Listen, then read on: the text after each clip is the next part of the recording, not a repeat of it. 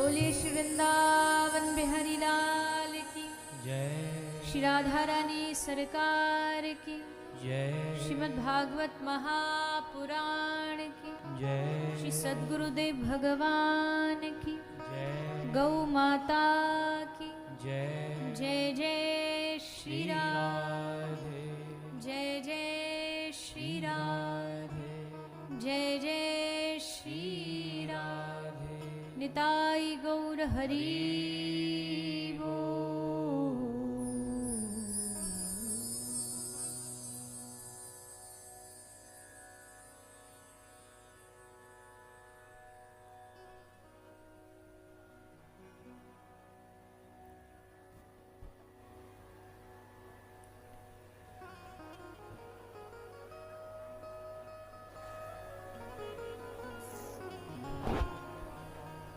आइए चित्सार सिंधु सर्वस्व भगवान श्री राधे गोविंद के चरण कमलों का ध्यान करते हुए सभी श्रीमद् भागवत गंगा में प्रवेश करें। पधारे हुए सभी हरि भक्तों वैष्णव जनों के चरणों में व्यासपीठ की ओर से आप सभी को मेरा प्रणाम।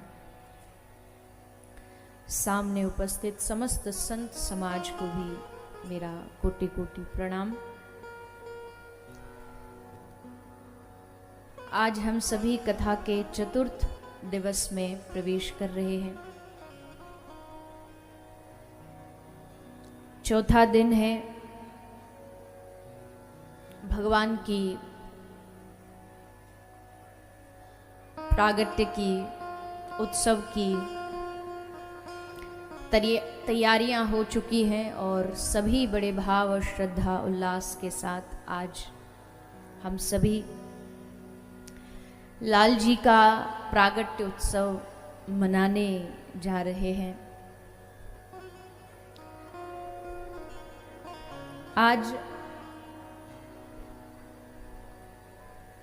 कथा प्रसंग बहुत है और समय बहुत कम है, तो ज़्यादा इधर उधर की चर्चा न करते हुए सीधा प्रसंग की ओर हम सब बढ़ेंगे।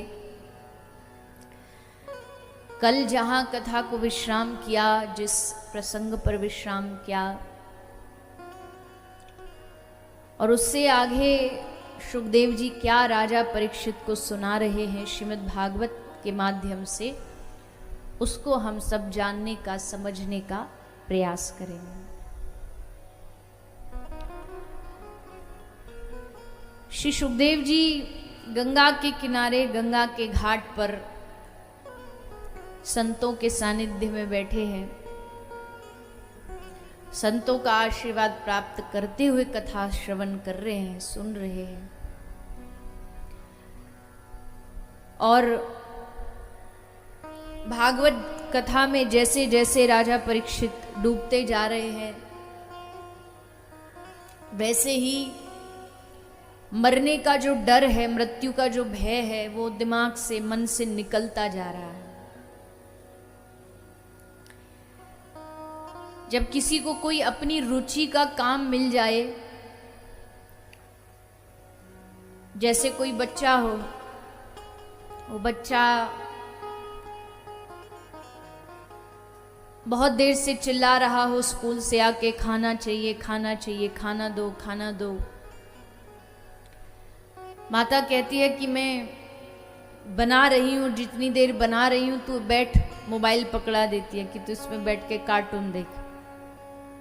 तो बच्चा वो कार्टून देखने लगता है और देखता देखता उस कार्टून में, क्योंकि उसका मनपसंद काम है देखना, तो उसमें इतना डूब जाता, इतना रच-पच जाता है कि अभी 1 घंटा पहले खुद चिल्ला रहा था खाना दो, खाना दो, माँ चिल्ला रही है खाना खा ले, खाना खा ले, पर वो उसको छोड़ने को तैयार नहीं, क्योंकि उसके मन की रुचि का काम मिल गया। तो जब कोई, जिसको कथा में रुचि हो, कथा में प्रेम हो, जब उसको ये प्राप्त हो जाती है, मिल जाती है भगवान की कथा सुनने को, तो बाहर की चीजें भूल जाता है। उसे याद नहीं रहता। और न याद रहना इस बात का प्रमाण है कि वो कथा में अब डूब करके कथा को सुन रहा है।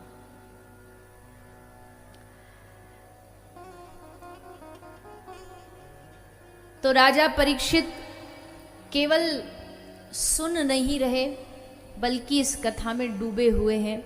और तब सुखदेव जी सृष्टि का आरंभ, भगवान के द्वारा बनाई गई सृष्टि, सतोगुण रजोगुण तमोगुण सबका वर्णन करते हैं। कपिल भगवान का वर्णन आया, कल आप सबने संक्षेप में उनकी कथा भी सुनी। अपनी माता को सांख्य योग का वर्णन श्री कपिल भगवान सुनाते हैं, समझाते हैं, नित्य नियम कर्म समझाते हैं, नित्य प्रति अपनी दिनचर्या कैसी होनी चाहिए उस पर थोड़ी सी हमने चर्चा भी कल की थी कि रोज सुबह उठ के क्या करना चाहिए, दिन की शुरुआत कैसे हो, विश्राम भी अपना भगवान का स्मरण करते हुए। चलो कोई काम दिन में किसी कारण से, वैसे तो शास्त्र कहते श्वास श्वास पर नाम रट, पर किसी कारण अगर दिन में याद नहीं भी रह पाया है तो दिन के आरंभ और दिन के विश्राम में तो कम से कम एक बार भगवान को धन्यवाद जरूर देना चाहिए, जिसने हमको इतना कीमती जीवन दिया। उसको दिन रात भी जीव अगर धन्यवाद देती रहे ना कम है, पर कम से कम जब याद आ जाए तब तो एक बार भगवान को धन्यवाद देना ही चाहिए। कोई हमको 100 रुपये का नोट दे देता है, कोई हमको घड़ी दे देता है, कोई हमें गिफ्ट दे देता है, उपहार दे देता है, तो हम उसको कितनी बार धन्यवाद देते हैं। घड़ी देने वाले को तो बार बार धन्यवाद दे देते, पर जिसने समय दिया हमें, क्या उसको कभी धन्यवाद देते?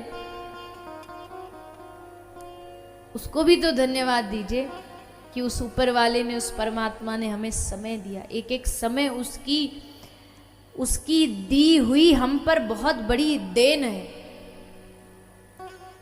लेकिन जानते नहीं ना हम उसके महत्व को। अभी हमको पता नहीं उसका महत्व, इसीलिए तो समय यहां तहां फोड़ते घूमते रहते हैं। किसी ने पूछा क्या कर रहे हो, बोले कुछ नहीं, टाइम पास कर रहे हैं। ये टाइम पास उन्हीं लोगों के लिए करना होता है जिनको अभी समय की महिमा का नहीं पता, जिनको अभी मनुष्य जीवन की वैल्यू का नहीं पता। जब देवताओं से पूछा गया भगवान ने कि तुमको क्या चाहिए, तो देवता जानते क्या मांग रहे हैं? अहो अमीशाम किमकारी शोभनम प्रसन्न एशाम स्वदित स्वयं हरि।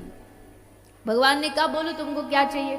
ये जन्म लब्धम नृषु भारताजिरे। हे प्रभु, अगर आप हमको देना चाहते हो तो हमको जन्म दे दो, मनुष्य बना दो। और मनुष्य भी कहाँ का बना दो? लंदन अमेरिका का नहीं, नृषु भारताजिरे, भारत वर्ष की भूमि पर हे प्रभु हमें मनुष्य बनाकर जन्म दे दो। ये कौन मांग रहे? देवता मांग रहे। तो उसके महत्व को समझाती है भागवत, समय के महत्व को, जीवन के महत्व को समझाने का काम भागवत जी करते हैं। तो श्री सुखदेव जी महाराज कपिल भगवान का प्रसंग सुनाते, फिर ध्रुव जी की कथा आई। 5 वर्ष की अवस्था में ध्रुव जी निकल पड़े भगवान को पाने के लिए। और जब एक व्यक्ति भगवान को पाने के लिए घर से ठान के निकलता है ना, तो उसकी आगे चलने की, रास्ते की व्यवस्था सब भगवान बना देते हैं। भगवान उसके लिए एक साथी भेजते हैं। और साथी कौन होता है? आध्यात्मिक मार्ग में हमारा साथी कौन है?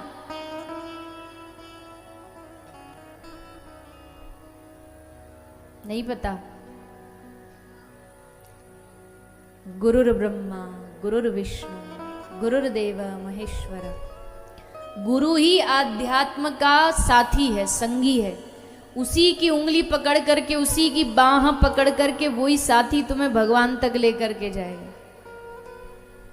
बिन गुरु के भवसागर पार नहीं हो सकता, ये शास्त्र बार बार कहते हैं।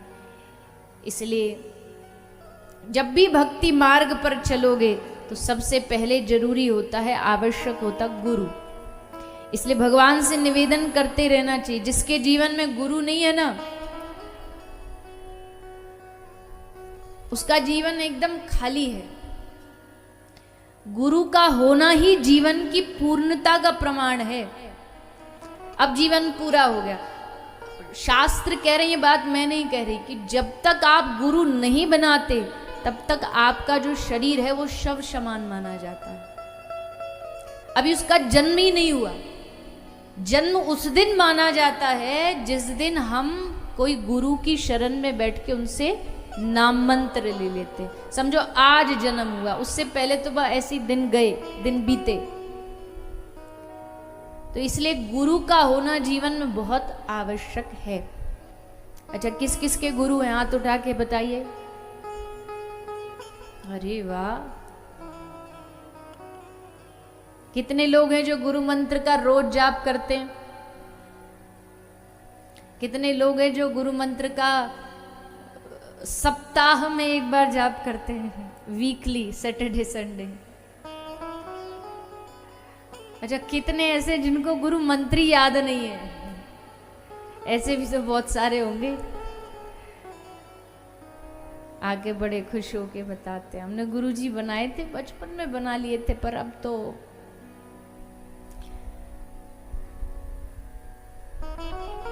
एक महात्मा जी विनोद में कहते, पहले के शिष्य गुरु को अंगूठा दान करते थे। एकलव्य गुरुदेव को गुरुदक्षिणा में अंगूठा दान किया है एकलव्य ने। तो पहले के शिष्य गुरु को अंगूठा दान करते थे। आज के चेला अंगूठा दान नहीं करते, गुरु जी को अंगूठा दिखाते हैं, गुरु जी को ठगने की कोशिश करते हैं, गुरु जियों को भी ठगने की कोशिश करते हैं। नहीं, दुनिया के जितने भी रिश्ते हैं ना, तुम उनसे स्वार्थ रखो मत रखो तुम्हारी मर्जी, पर जो गुरु और शिष्य और भक्त और भगवान, ये दो रिश्ते ऐसे हैं जिनमें कोई स्वार्थ नहीं होना चाहिए। कोई स्वार्थ नहीं, निस्वार्थ रिश्ता होना चाहिए। गुरु शिष्य से कुछ ना चाहे और शिष्य गुरु से कुछ ना चाहे। आहा, क्या संबंध है, क्या रिश्ता है, कोई स्वार्थ नहीं। मुझे तुझसे कोई लेना देना नहीं। गुरु तुम्हारी चापलूसी नहीं करेगा कि तुम उसको मोटी मोटी दक्षिणा का लिफाफा दे दो, इसलिए गुरु जी तुम्हारी चापलूसी नहीं करेंगे। चापलूसी नहीं कर सकता गुरु। और शिष्य भी गुरु से संसार की चीजें मांगने की कभी आशा नहीं करेगा। करेगा तो बस इतनी, हमारा गठबंधन करा दो भगवान से, बस इससे ज्यादा कुछ नहीं चाहिए आपसे हमको। ये होता गुरु और शिष्य का रिश्ता, और बड़ा प्यारा संबंध है। गुरु और शिष्य का रिश्ता आपस में जुड़ जाए ना, और ये रिश्ता पक्का हो जाए। हाँ, इतिहास के कुछ कुछ ऐसे गुरु शिष्य के नाम हुए, जैसे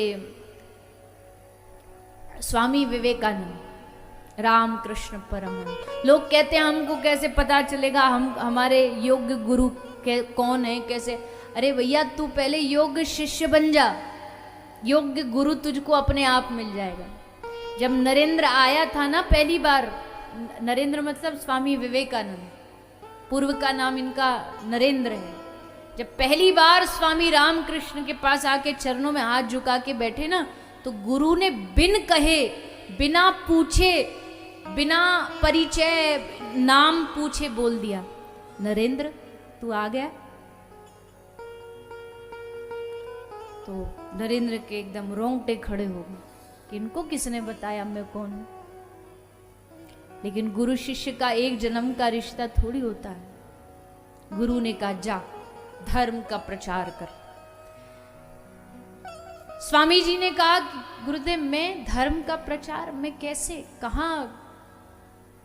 बोले तू जा तो सही, मेरी कृपा तेरे साथ है। और धर्म का झंडा ध्वजा लेकर के स्वामी विवेकानंद पहुंच गए शिकागो। और जब पहली बार भारतीय वेशभूषा, कहते हैं जब पहली बार स्वामी जी गए ना, क्योंकि भारतीय कोई संत कभी ऐसे जाता नहीं था, धर्म सम्मेलन था, बड़े दूर दूर के देशों के एक से बढ़कर एक महात्मा, सब फिलोसोफर पधारे थे, सब धर्मों के ग्रंथों को बड़ा सम्मान के साथ ऊपर रखा गया। सनातन धर्म की जो भगवत गीता थी इसको सबसे नीचे रखा गया। लेकिन एक भारतीय साधु का दृष्टिकोण देखिए, सब उसको मजाक कर रहे थे, तू क्या यहाँ अपने धर्म को लेके आया, देख तुम्हारे धर्म की औकात क्या है, तुम्हारी गीता सबसे नीचे दबी हुई है। तो एक भारतीय साधु मुस्कुरा के कहता है, तेरी दृष्टि में हमारे धर्म की गीता सबसे नीचे दबी है, पर मेरी दृष्टि में देख तो हमारे धर्म की गीता तुम्हारे सारे धर्म का नींव है, फाउंडेशन। उसने सबको संभाल रखा। हमारी गीता हिली नहीं कि तुम सब घिरे नहीं। भाषण चालू हुआ।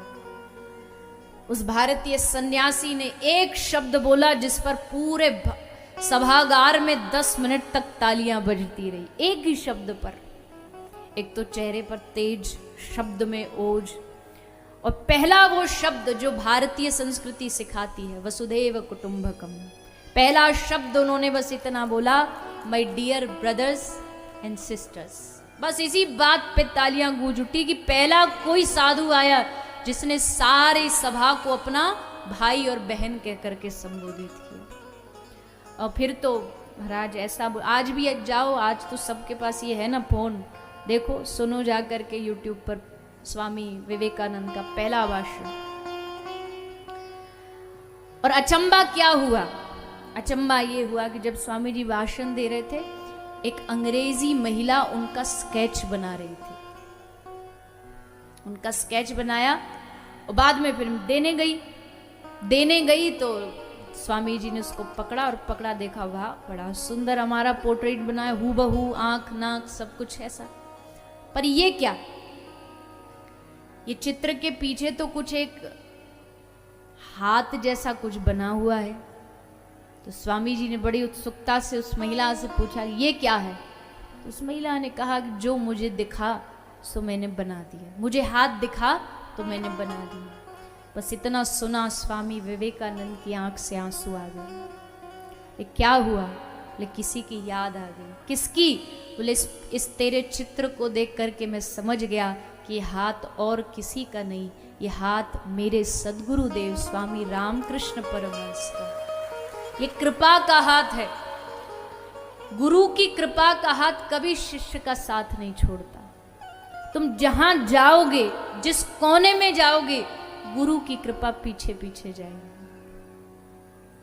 और यहां मुझे वो पंक्ति याद आती है तो सिनेमा की पंक्ति किसी अपने प्रियतम के लिए, पर ये गुरु के लिए एकदम सिद्ध होती है कि तू जहां जहां चलेगा मेरा साया साथ होगा।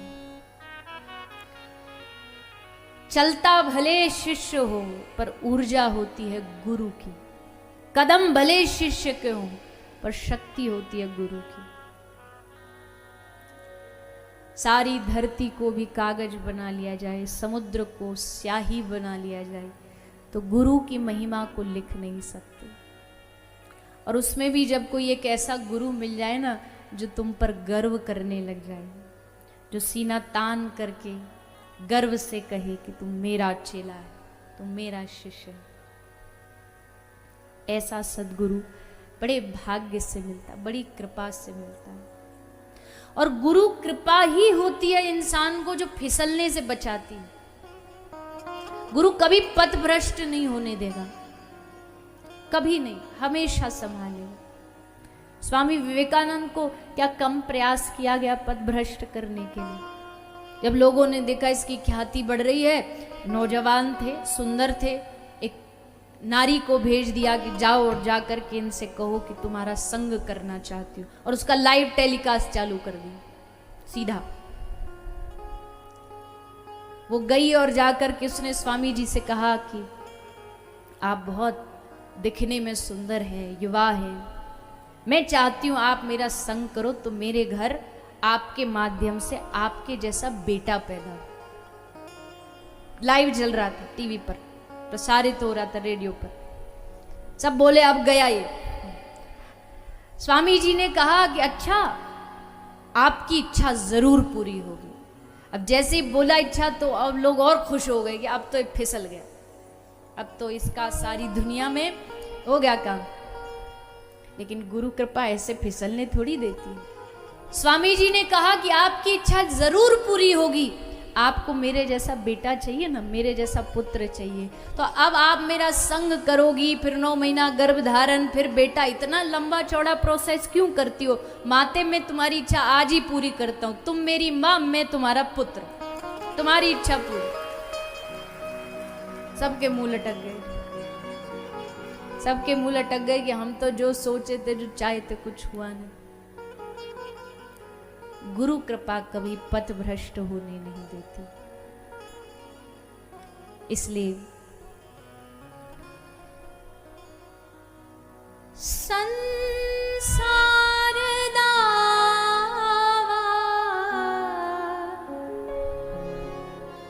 नल लीढ़ लोका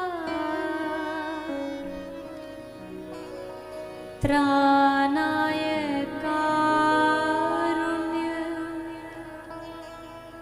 घना घना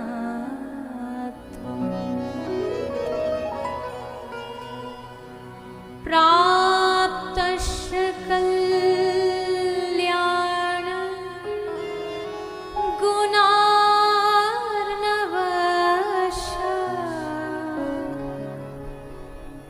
वन्दे गुरो श्री चरणारविन्दम्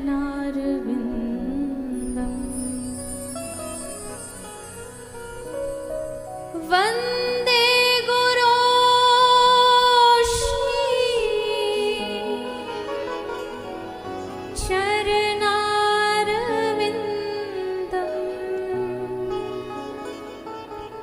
वन्दे गुरो श्री चरणारविन्दम्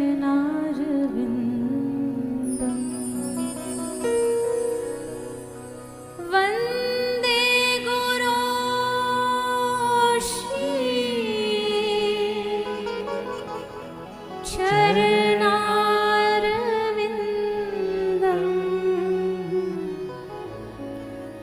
वन्दे गुरो श्री चरणारविन्दम् वन्दे गुरो श्री चरणारविन्दम्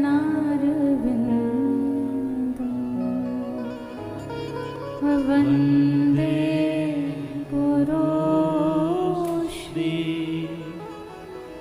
चरणारविन्दम् संसार दावा नल लीढ़ लोका त्राणाय कारुण्य घना घनात्वम् प्राप्तस्य कल्याण गुणार्णवश्य वन्दे गुरु श्री चरणारविन्दम्। गुरु के उन चरणों को वंदन है। चारों ओर जब माया की अग्नि जलाती है, चारों ओर जब संसार जल रहा होता है दावानल अग्नि में, तब बचाने वाले केवल और केवल गुरु के चरण होते हैं, जो उन चरणों के प्रति आश्रित होता है। चाहे दुनिया में कहीं भी आग लगी हो, माया की आग धधक रही हो, लेकिन हे सद्गुरुदेव, आपके चरणों ने हमें उस धधकती अग्नि से बचा लिया। ये केवल और केवल आप, गुरु सिर्फ शरीर नहीं होता, गुरु कोई मनुष्य शरीरधारी नहीं होता। भगवान का ही जब मन करता है एक जीव को अपने गले से लगाने का, तो रूप बदल कर, पर हम माया में अंधे लोग अपने उस सद्गुरु की कृपा का, उनकी महिमा का, उनका महत्व समझ नहीं पाते। गुरु को साधारण मनुष्य समझ लेते, गुरु को साधारण जीव समझ लेते हैं। लेकिन हमेशा प्रयास ये करना चाहिए, मैं ऐसा क्या करूं जो मेरे गुरु का सीना गर्व से एकदम गर्व से कहे कि हाँ, ये मेरा आश्रित है, ये मेरा शिष्य है।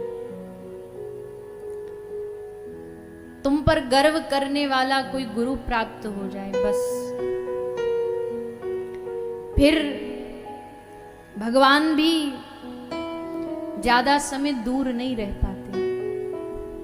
वो गुरु के माध्यम से तुमसे बातें करते हैं, गुरु के माध्यम से तुम पर कृपा करते हैं, गुरु के माध्यम से तुमको अपनाते हैं।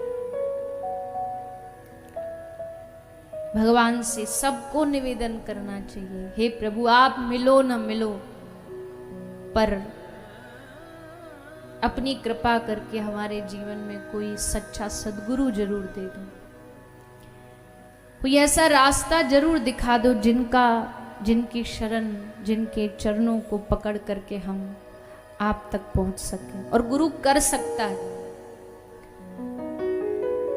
गुरु का मतलब होता है ठप्पा लग जाना, ऑफिशियल ठप्पा लग जाना कि अब हम भगवान के योग्य हो गए, अब हम भगवान के लायक हो गए।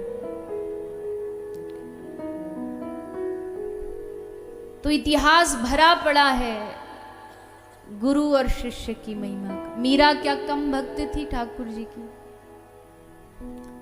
कितना प्रेम था मीरा को गिरधर से, पर रोज रोती कि गिरधर मिलता क्यों नहीं, मिलता क्यों नहीं, सखी मुझे गिरधर प्राप्त नहीं होता। रोती और रोती रोती एक दिन भागी, और जैसे भागी दरवाजे से ठोकर लगी, और ठोकर लगते ही मीरा गिरी, और गिरी तो सामने गुरु श्री रैदास जी खड़े थे, उनके चरणों में जाकर के गिरी।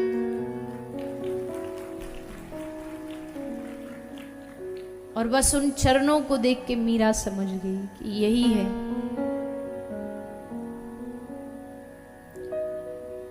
यही चरण है जो मुझे भव सागर से पार उतारे।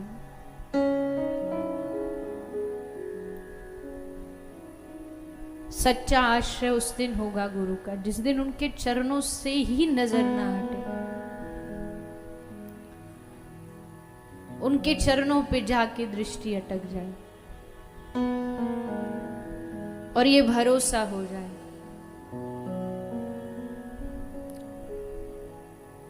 बाबा सूर कहते हैं, सूरदास जी गोवर्धन में चंद्र सरोवर के घाट पर संसार से विदा ले रहे थे, तो सबने कहा कि हे सूर, जाते जाते कोई एक भाव सुना दो। तो सूर ने क्या कहा? उन चरणों की महिमा गाई।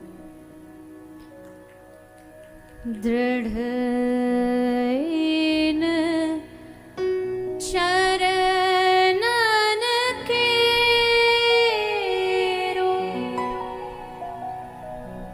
भरोसो,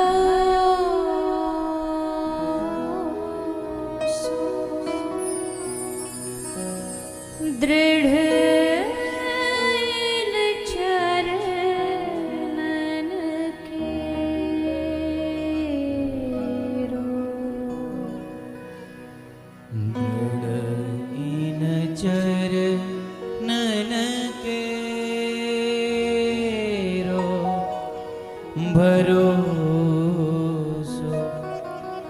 दृढ़ इन चरणन केरो।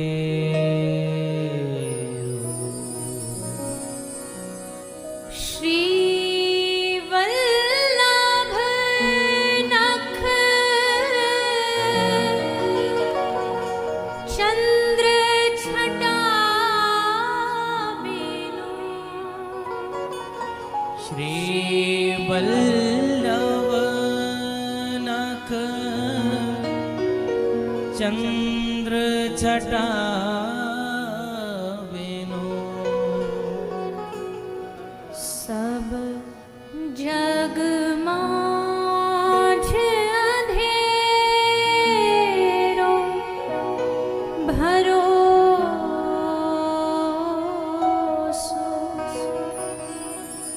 दृढ़ इन चरणन केरो।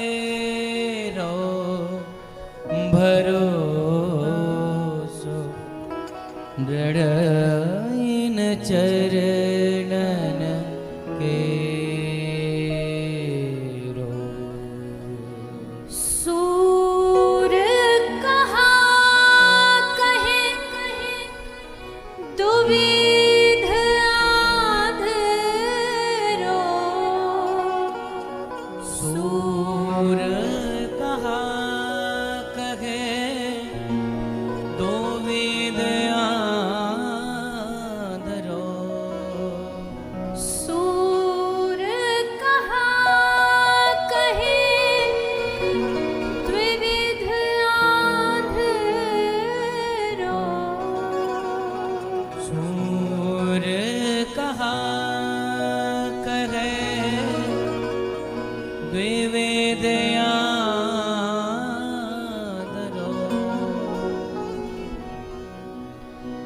बिना मोल को चेरो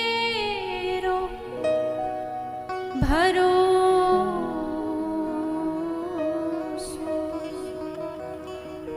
दृढ़ इन चरणन के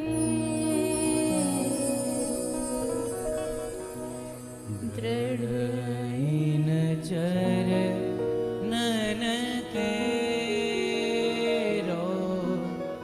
भरोसो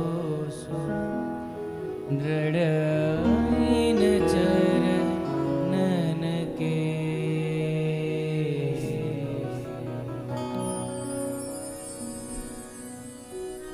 किसके चरणों का विश्वास भरोसा? सूर ने कहा, श्री वल्लभ नख चंद्र छटा बिनु सब जग मांझ अंधेरो। सूर कहते मुझे मेरे गुरु के चरणों पे भरोसा है, साधन और नहीं या कली में जासे होत निबेरो। इस कलयुग में और कोई साधन नहीं है उबरने का, एक ही साधन है, गुरु के प्रति समर्पित हो जाओ। जीवन की नैया उनके हाथ में छोड़ दो, क्योंकि गहरी नदियां नाव पुरानी, जर्जर नाव टूटी हुई हमारी ये जीवन की नाव भगवान तक अपने बल पर नहीं पहुंच सकती। लेकिन कोई समर्थ गुरु मिल जाए जो हाथ में चप्पू लेकर के कहे कि तू बैठ, तू बस बैठ जा और मैं तेरी इस नैया को मंजिल तक लेकर जाऊंगा। सूर कहा कहे द्विविध आंध्रो। बाबा सूर कहते मैं अंधा क्या कहूं, बिना मोल को चेरो। मैं अपने सदगुरु के चरणों में बिन मोल बिक गया। सूर कहते मैं तो कहां पड़ा पड़ा बस घिघियाता रहता था, लेकिन फिर गुरु मिले। गुरु ने कहा सूर तुझको भगवान ने इतना सुंदर कंठ दिया, वाणी दी, भगवान की लीला गाना, क्यों रोता रहता? सूर ने शिवल्लभ महाप्रभु से कहा कि कहां से गाऊं भगवान की लीला, जब हृदय में ही नहीं होगी तो गाऊंगा कहां से। गुरु ने कहा आ इधर, और सूर के सर पर हाथ रखा। सूरदास के सर पर जैसे वल्लभ महाप्रभु ने हाथ रखा, सूरदास के हृदय में भगवान की सब लीला प्रकट हो गई और अब सूरदास बन गए। भगवान की बाल लीला, भगवान की माधुर्य लीला सब गाई सूर ने। किसके बल पर? गुरु के बल पर, गुरु कृपा के बल पर। इसलिए गुरु कृपा जीवन में बहुत शक्ति देती है, समर्थ देती है। गुरु कृपा हमेशा साथ रहती है।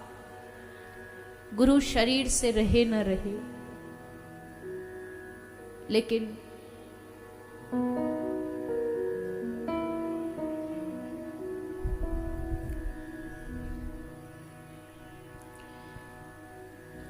भगवान से यही निवेदन करते रहे कि मेरे सदगुरु के चरणों के प्रति विश्वास बढ़ता जाए, बढ़ता जाए, बढ़ता जाए। कभी गुरु में दोष दृष्टि न देखूं, कभी उनमें उनके चरित्र में कोई बुराई न देखूं, कोई अवगुण न देखूं।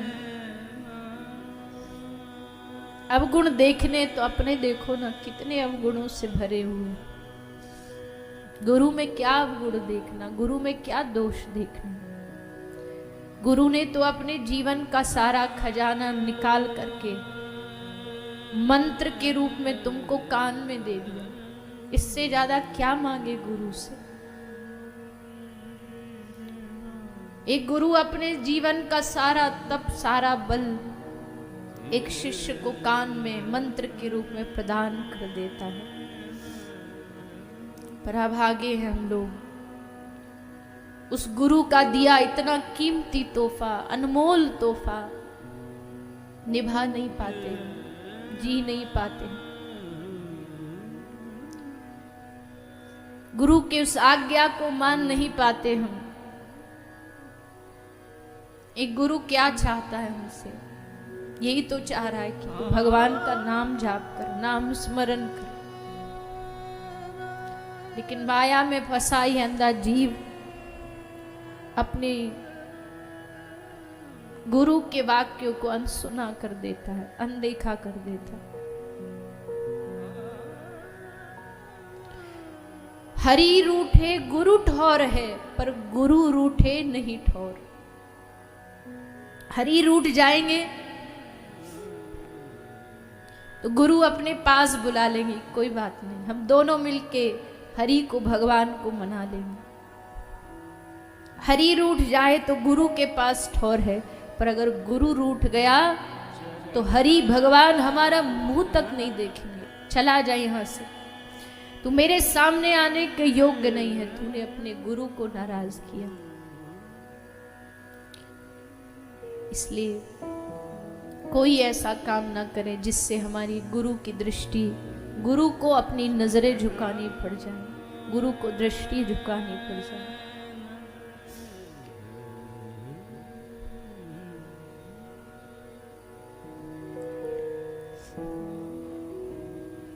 गुरु कृपा बहुत आवश्यक है, इसलिए भरोसो दृढ़ इन चरणन केरो, साधन और नहीं या कली में जासो होत निबेरो।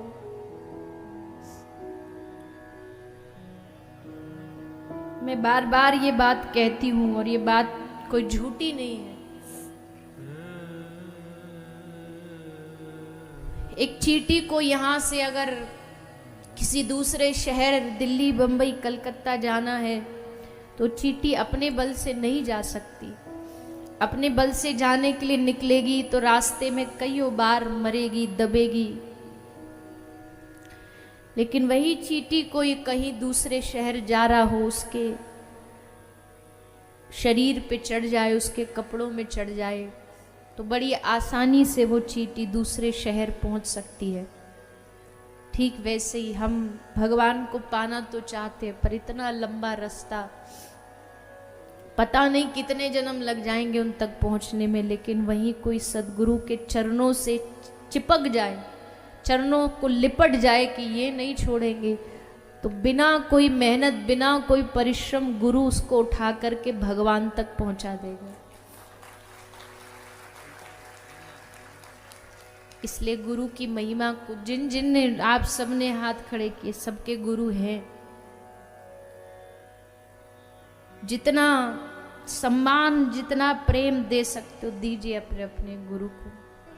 सम्मान भी आप दे रहे हैं, वो नहीं मांग रहे आपसे। सच्ची दक्षिणा आपकी है। गुरु चाहता है आप भगवान का नाम लो, भगवान का नाम स्मरण करो, तो गुरु को खुशी होगी, प्रसन्नता होगी। तो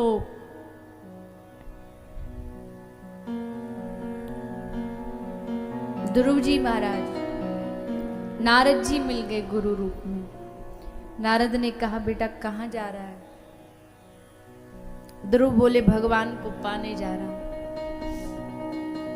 हंसने लगे नारद जी, अरे बच्चा, 5 साल का तू है, इतना छोटा सा, बातें इतनी बड़ी बड़ी कर रहा है। जानता है भगवान कहाँ रहता है? कुछ पता भी है उनके बारे में? ध्रुव ने बड़े विश्वास से कहा, नहीं पता कहाँ रहता है, नहीं पता कैसा दिखता है, मैं नहीं जानता वो कब मिलेगा, कहाँ मिलेगा, पर इतना पता है कि मुझे मिलेगा जरूर, बस इतना भरोसा है। नारद जी ने कहा, बस आजा, यही भरोसा तो चाहिए चेला में, और चाहिए क्या हमको? शिष्य में ये भरोसा आ गया तो ऐसा शिष्य तो गुरु खोजता ढूंढता। पकड़ा ध्रुव को, बिठाया गोद में और कान में मंत्र दे दिया, जा इस मंत्र का जाप कर। और ध्रुव जी इस मंत्र का जाप करते 5 महीने तक और मंत्र जाप करके भगवान को प्राप्त करते। ऐसे ही नारद जी इतने समर्थ गुरु हैं, जिसको भी मिले हैं आज तक उसका जीवन उद्धार कर दिया है। आगे प्रहलाद जी की कथा आएगी, उसमें भी आप सुनेंगे। प्रहलाद जी को भी नारद जी गुरु मिले। तो ध्रुव जी की कथा सुनाई। फिर आगे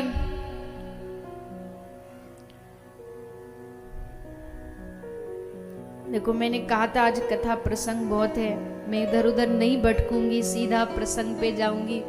पर यहाँ अपनी मर्जी का कुछ चलता नहीं है। यहाँ अपनी मर्जी से ना कोई बोल सकता है ना सुन सकता है। अब वो जहाँ लेकर के जाते हैं वहाँ जाना पड़ता है।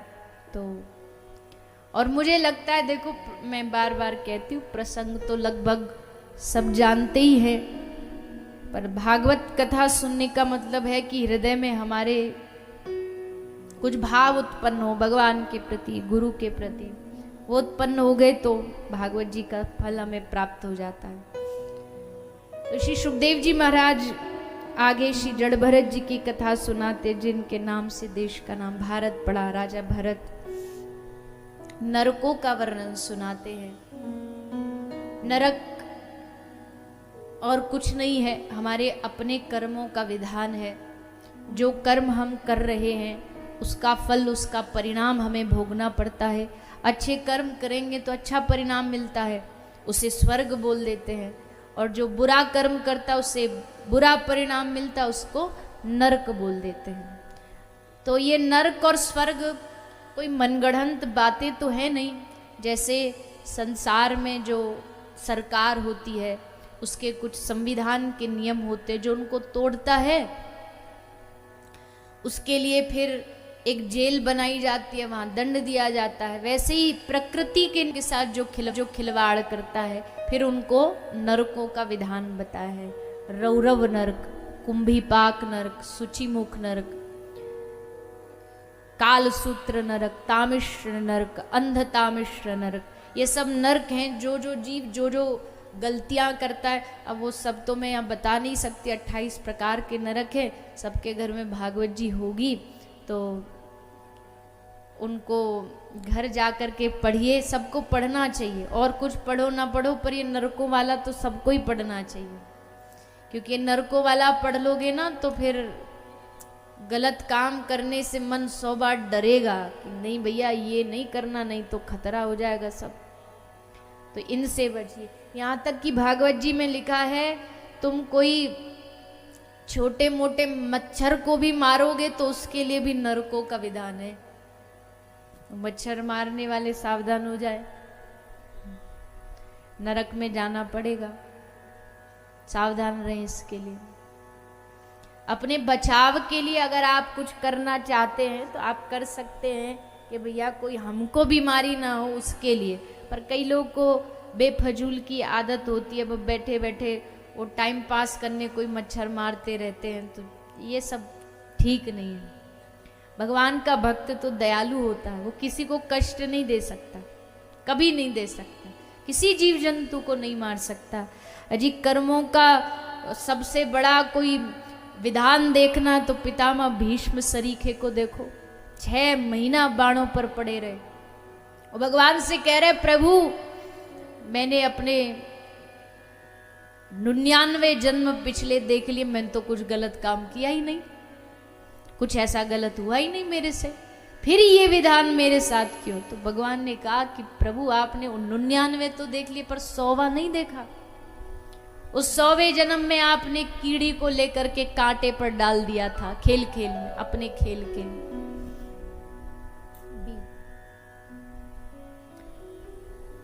उसके लिए आपको आज ये 100 जन्म बाद विधान भोगना पड़ रहा है। तो भैया ये जो कर्मों का स्टॉक है ना, ये बड़ा खतरनाक है, इससे सावधान रहना चाहिए। हाँ, कई लोग होते हैं ना, भैया कोई नहीं देख रहा, चलो रात रात में कर लो जो करना है। रात्रि को तो ठाकुर जी की नजर सब पे एकदम पड़ी रहती है कि बेटा हमको पता है, जब तुझे लगेगा दुनिया सो गई तो उस समय प्रभु जागते हैं, अब करके दिखा कुछ। तो इसलिए कर्मों के विधान से सावधान रहना, बचना है, ये भगवत विधान है।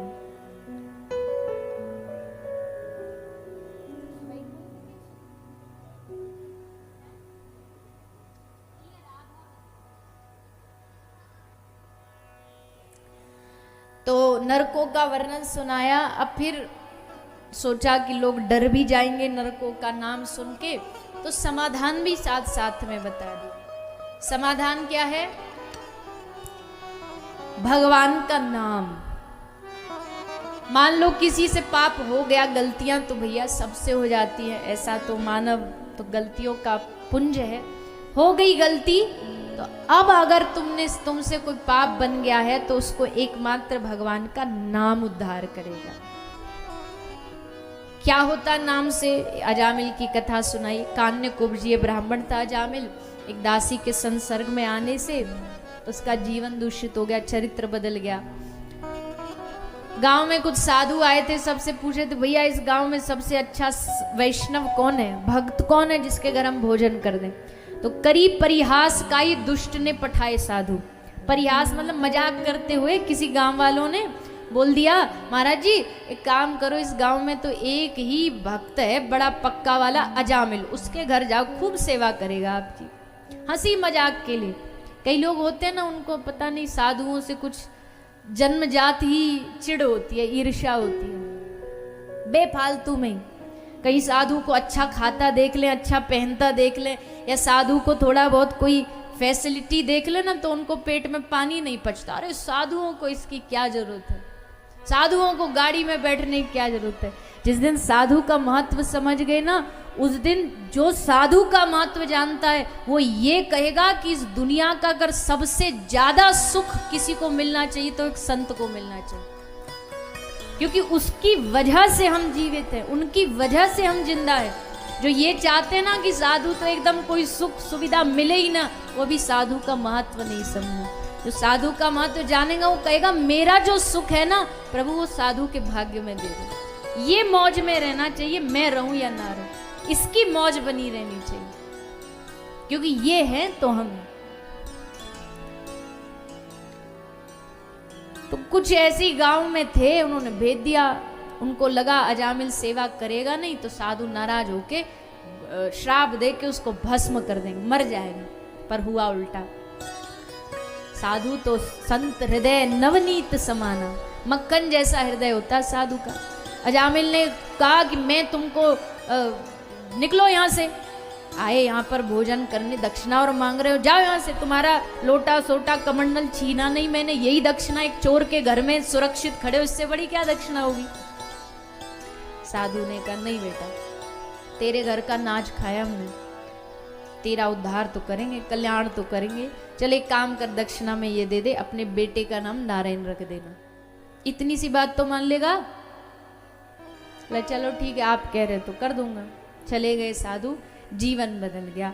पुत्र हुआ, उसका नाम नारायण रखा, और फिर तो पूरा जीवन ऐसा पलटा अजामिल का।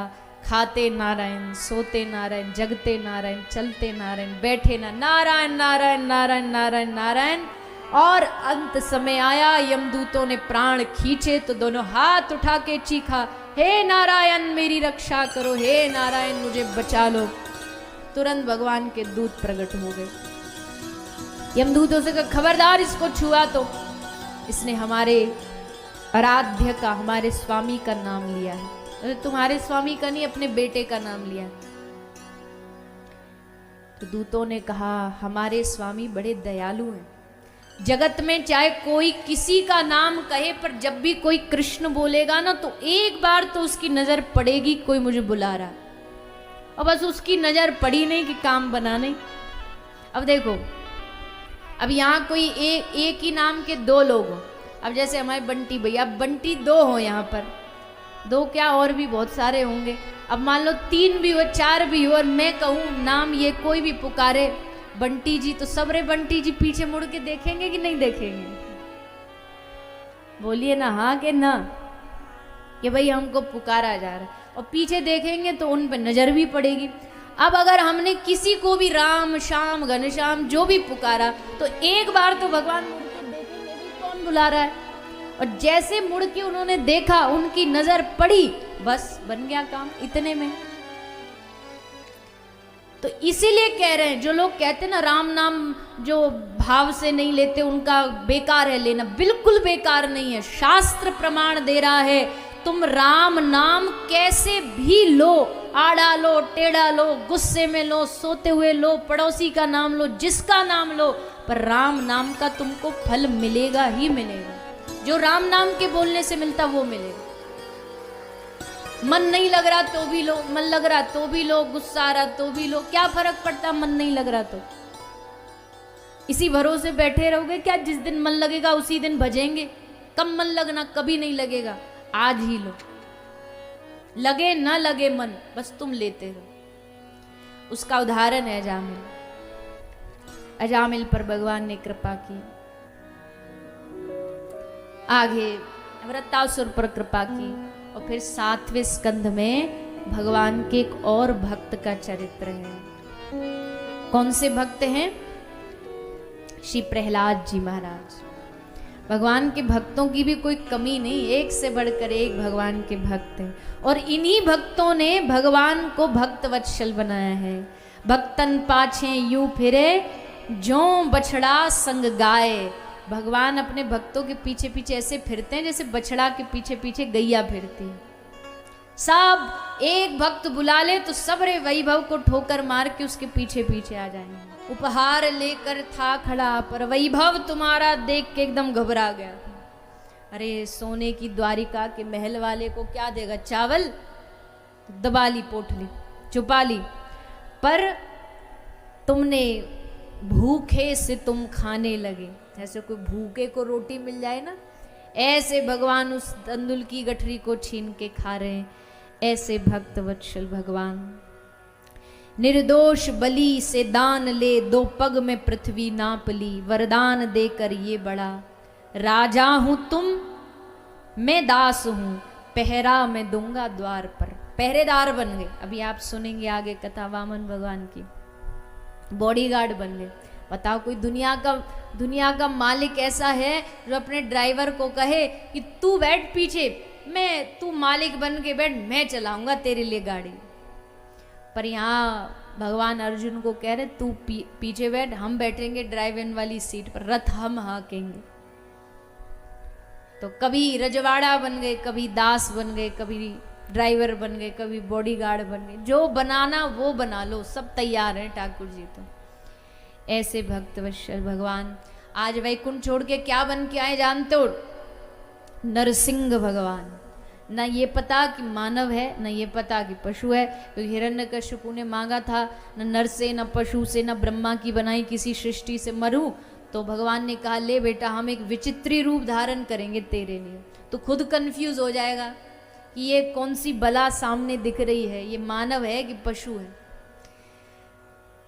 हिरण्यकशिपु ने अपने पुत्र प्रहलाद को भजन भक्ति से रोकने का भरपूर प्रयास किया, पर देखो ये रंग है भक्ति का, या तो किसी पे चढ़ता नहीं है, और चढ़ जाए एक बार तो उतरता नहीं। चाहे सारी दुनिया लग जाए उतारने में तो भी इस रंग को उतार नहीं सकती। प्रहलाद जी को कहा मार देंगे, बोले मार दो। फांसी पे चढ़ा देंगे, बोले चढ़ा दो। जहर पिला देंगे, पिला दो। पर मैं भगवान का नाम नहीं छोड़ने वाला। भूखे प्यासे पड़े रहे, बोले तुझे खाना नहीं देंगे, मत दो। एक प्रहलाद जी हैं जो कह रहे हैं भूखा रखो तो भी हमको दिक्कत नहीं, पर भगवान नाम नहीं छोड़े। एक हम हैं, क्या बोलते हैं पता नहीं, आप क्या बोलते नहीं बोलते, पर सुना तो होगा मेरे ख्याल से आपने भी। भूखे भजन ना हो गोपाला, ले लो अपनी कंठी माला। हमसे नहीं होगा, पहले पेट पूजा फिर कोई दूसरी पूजा। और फिर हम कहते भगवान की कृपा नहीं हो रही हम पे, कहां से कैसे कृपा होगी? अभी भगवान के लिए जीना आया नहीं। देखो जी, आस्तिक होना और भगवान का भक्त होना, इसमें जमीन आसमान का फर्क है।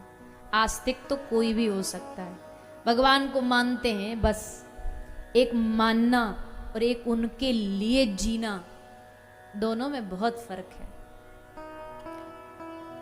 दो घड़ी संकट की आई नहीं कि हमको फुदक के दूसरे देवता के पास जाने में टाइम नहीं लगता, तुरंत भगवान बदल देते, तुरंत देवता चेंज कर देते। ये आया तो इसकी शरण में, वो आया तो उसकी शरण में। ये सब हमारी रसिक भक्ति ये नहीं कहती, हमारी जो ब्रज की परंपरा वो ये नहीं कहती। हमारी रसिक भक्ति ये कहती है जब एक बार कन्हैया के चरण पकड़ लिए, अब डुबाए या मारे उसकी मर्जी। अब डुबाएगा तो भी उसी का नाम लेंगे, कृष्ण कृष्ण ही बोलेंगे, डूबते डूबते भी। गोपी कहती है ना, कृष्णा कृष्णा करता उद्धव प्राण हमारा जाए रे। गोपी कहती है उद्धव को उस कार्य को जाके कह देना, कहीं वो समझ रहा हो कि छूट गया पल्ला गोपियों से, अब तो हम आ गए मथुरा, अब थोड़ी पीछा करेंगी गोपी। गोपी कहती है मरेंगी तो उसका नाम लेके मरेंगी। और उद्धव, शास्त्र कहता है, परंपरा कहती है, अंतमति सो गति, अंत में जो व्यक्ति जो कहता है, जो सोचता, अगला जन्म वही मिलता है। इसलिए कृष्ण कह के मरेंगी और अगले जन्म में फिर उसका पीछा करेंगी, पर पीछा छोड़ने वाली में से नहीं है। ये कहती है ब्रज की भक्ति, ये नहीं कि इसने इच्छा पूरी नहीं की तो उसके पास चले गए, उस देवता ने नहीं की तो देवी के पास चले गए, देवी दुर्गा ने नहीं करी तो उनके पास। ये बार बार जो बदलने वाले लोग होते हैं कभी मंजिल तक नहीं पहुंचते। अब आप इसका मतलब कहोगे कि ये तो आप बहुत बड़ी गलत बात बोल रहे हो, सब देवी देवताओं का तो सम्मान करना चाहिए। जी, सम्मान की मनाही नहीं कर रहे, सम्मान तो करना चाहिए, कौन मना कर रहा है सम्मान की। पर एक बात बताइए, एक घर में जो नई बहू आती है ना, तो उस बहू के सास कई हो सकती हैं, ससुर कई हो सकते हैं, ननद कई हो सकती है, देवर कई हो सकते, पर पति तो एक ही होता है। सम्मान सबका करेगी, पर प्रेम की बारी आएगी तो पति को ही देगी। तो ठीक वैसे ही सम्मान सबका करेंगे, पर जब दिल देने की बारी आएगी ना, दिल एक को दिया जाता है, एक को ही दिल दिया जाता है। और जब एक बार सौंप दिया उनके जीवन चरणों में, तो फिर अब वो जो करे उसकी मर्जी। प्रहलाद जी की निष्काम भक्ति, इसको शास्त्रीय भाषा में कहते हैं अनन्य भक्ति, अनन्यता, कोई अन्य की शरण नहीं, एक के प्रति समर्पित। तो भोजन बंद किया, जहर पिलवाया, पहाड़ से गिराया, पर प्रहलाद जी ने नारायण नाम नहीं छोड़ा। एक दिन हार थक के हिरण्यकश्यपु ने पूछा, कहाँ है तेरा नारायण? तो कहा, मेरा नारायण कण कण में है। सामने खंबा था, हिरण्यकश्यपु को लगा जब सब कण कण में तो इसमें भी होना चाहिए। प्रहलाद का विश्वास था कि इस खंबे में भगवान है, और हिरण्यकश्यपु को भी विश्वास हो गया कि इसी में छुपा बैठा है नारायण, मैं जिसको खोज रहा हूं वो यही है। और जब दोनों का विश्वास मिला, खंबे पे गदा मारा, खंबा फटा और खंबे से श्री नरसिंह भगवान का प्रादुर्भाव हो गया। श्री नरसिंह भगवान प्रगटे, पकड़ा, गोद में लिटाया और नाखूनों से उसका उदर फाड़ डाला। चारों ओर जय जयकार होने लगी। भगवान नरसिंह के क्रोध में सारी पृथ्वी, देवलोक सब जलने लगे। सबने कहा, जाके इनका क्रोध शांत करो। लक्ष्मी जी को कहा, आप जाइए, आप क्रोध शांत करिए। लक्ष्मी जी आगे बढ़ी, वो भी जलने लगी। शंकर भगवान भी जलने लगे। भगवान शंकर ने कहा, अब तो बस एक ही आदमी है जो इनका क्रोध शांत कर सकता है, और वो है इनका भक्त प्रहलाद। प्रहलाद को कहा, बेटा तू जा।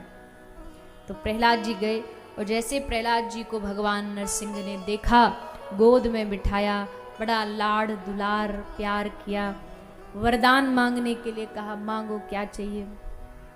भगवान मिल जाए और भगवान ये कहें मांगो क्या चाहिए, तो हम तो खुश हो जाएंगे ना, कि देखो भगवान ने हमसे कहा मांग क्या चाहिए।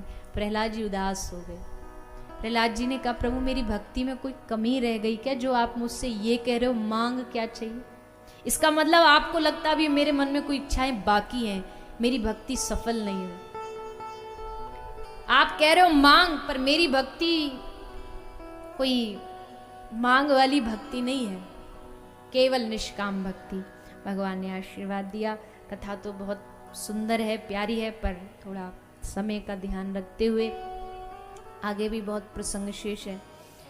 तो श्री नरसिंह भगवान का प्रादुर्भाव हुआ है 8वें स्कंद में। भगवान के दूसरे एक भक्त हुए हैं गजेंद्र। शरीर देह पशु का है, हाथी का है, और कुछ घटनाक्रम ऐसा बना कि स्नान के लिए गए थे नहाने, तो ग्राह ने आके पांव पकड़ लिया इनका, और पांव पकड़ा। इनको अपने बल का बड़ा अभिमान था, और अभिमान जब पैदा होता है तो भगवान कोई ना कोई रास्ता निकाल करके सबसे पहले उस अभिमान को तोड़ते, किसी का भी हो। भगवान कहते मुझे सब अवगुण चल जाएंगे, पर ये अभिमान रूपी अगर दुर्गुण तू अपने भीतर लाया ना, तन का, धन का, पद का, ये अभिमान ठाकुर जी को 1 सेकंड लगता है तोड़ने में। तो जब भगवान की लाठी चलती है, फिर किसी की कोई सुनने कहने वाला नहीं होता। तो इस अभिमान से बच के रहना चाहिए हर किसी को। भगवान से, ये अभिमान से कोई बच नहीं सकता, केवल भगवान की कृपा बचा सकती है। इसलिए भगवान से कहते रहे प्रभु कृपा करो जो हमको ये अभिमान रूपी दैत्य आके न पकड़े, हमारे भीतर ये अभिमान न प्रकट हो। तो गजेंद्र का अभिमान भगवान ने तोड़ा, ग्राह ने आकर के पांव पकड़ लिया, वो भीतर खींचा। 1000 साल तक युद्ध चला।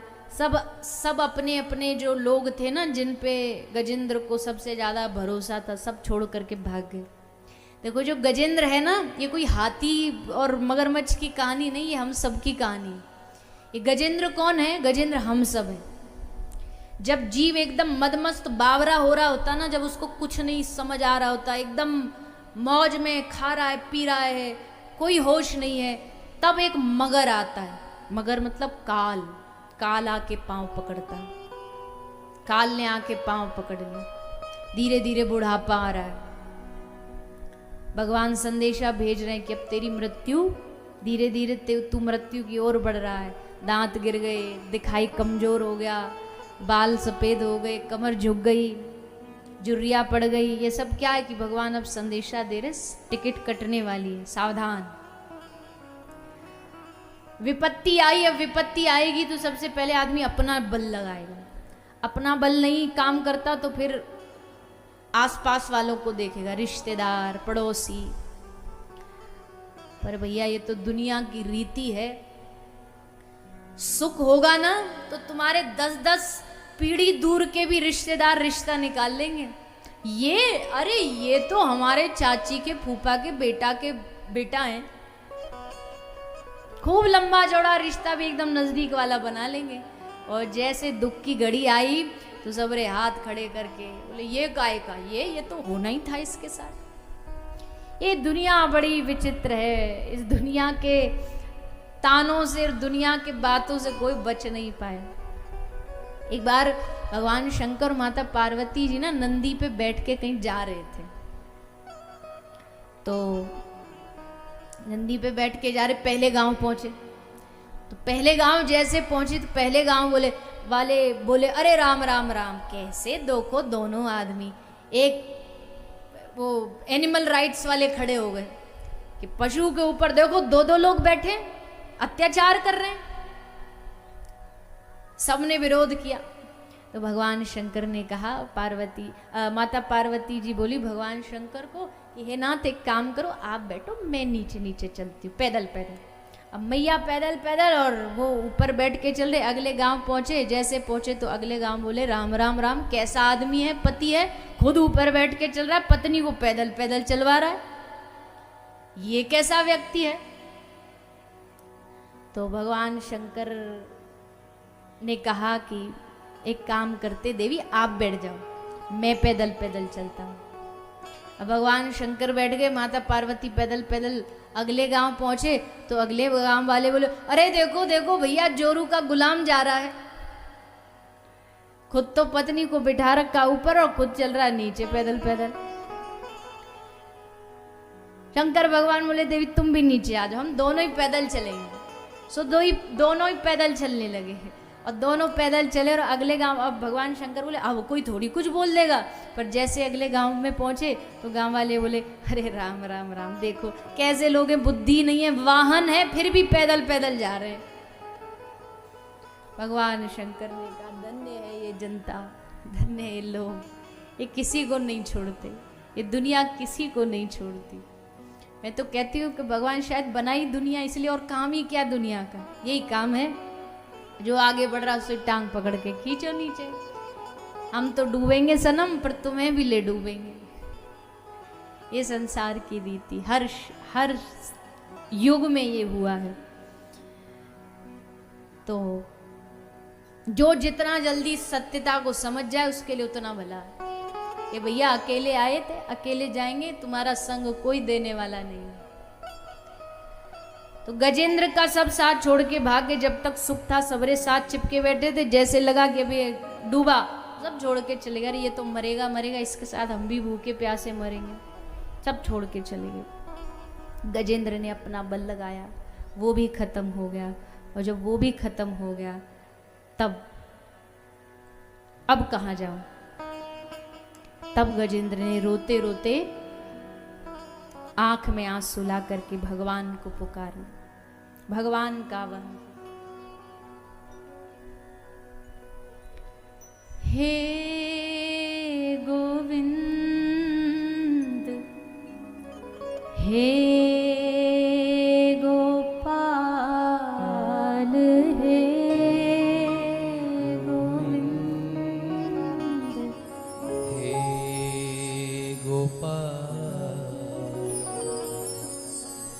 अब तो जीवन हारे,